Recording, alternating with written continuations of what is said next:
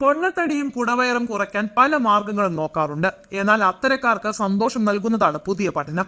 തലച്ചോർ നന്നായി പ്രവർത്തിക്കണമെങ്കിൽ കുടവയർ വേണമെന്നാണ് പഠനം പറയുന്നത്. ജപ്പാനിലെ ടൊഹോ സർവകലാശാല ഗവേഷകരാണ് ഈ വിചിത്ര കണ്ടെത്തലിനു പിന്നിൽ. കുടവയറിന് കാരണമാകുന്ന കൊഴുപ്പ് തലച്ചോറിന്റെ ആരോഗ്യത്തെ മെച്ചപ്പെടുത്തുമെന്നാണ് പറയുന്നത്.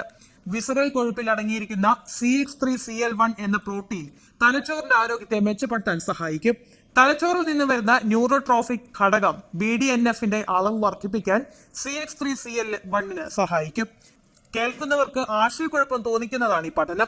കുടവയർ ആരോഗ്യത്തിന് ഒരു തരത്തിലും നല്ലതല്ലെന്നാണ് നമ്മൾ കേട്ടിട്ടുള്ളത്. എന്നാൽ പുതിയ പഠനത്തിൽ CH3CL1 പ്രോട്ടീൻ കുറയുന്നത് തലച്ചോറിന്റെ പ്രവർത്തനത്തെ ബാധിക്കുമെന്നാണ് കണ്ടെത്തിയിരിക്കുന്നത്.